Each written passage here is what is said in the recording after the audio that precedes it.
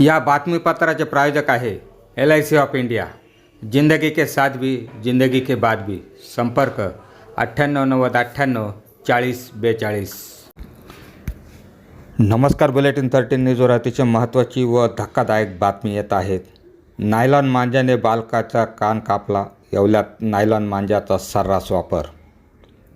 Nylon मांजावर बंदी असून देखील येवला शहरात सर्रासपणे नायलॉन मांजा वापरला जात आहे।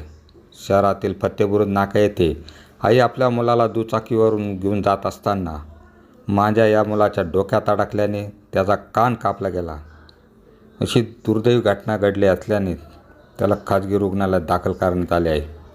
त्याला 12 टाके पडले असून डॉक्टर अधिक त्याच्यावर उपचार करीत आहे। नायलॉन मांजावर कधी बंदी आणणार असा प्रश्न आता उपस्थित होत आहे। बुलेटिन 13 न्यूजसाठी विलास कांबळे, येवला। येवल्यातल्या एक तलाठी मॅडम आपल्या सार्थक नावाच्या पहिलीत स्कूलला जाणाऱ्या मुलाला घेऊन फत्तेबुरुज नाक्यावरून जात असताना एक मांजा त्यांच्या डोक्यात अटकला आणि तो मांजा काढत असताना मुलाच्या कानाच्या मागे जाऊन अटकला आणि जोरात खेचला गेल्यामुळे त्या मुलाचा कान फाटला आहे। खूप जास्त प्रमाणात त्याला रक्तस्राव होत होता। त्याला त्वरित त्यांनी हॉस्पिटलला आणल्यामुळे रक्तस्राव थांबवून त्याला कानाला बऱ्यापैकी टाके देण्यात आले आहेत।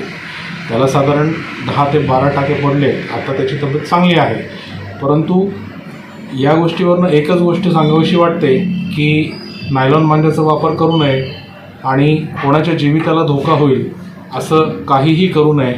सगळ्यांनी काळजी घेतली तर आपली संक्रांत उत्कृष्ट जाईल आणि कोणालाही त्रास होणार नाही।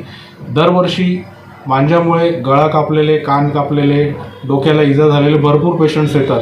आत्तापासूनच आपण जर काळजी घ्यायला सुरुवात केली तर कोणालाही त्रास होणार नाही। तर याप्रमाणे सर्वांनी काळजी घ्यावी हीच एक विनंती मी या माध्यमातून करेन।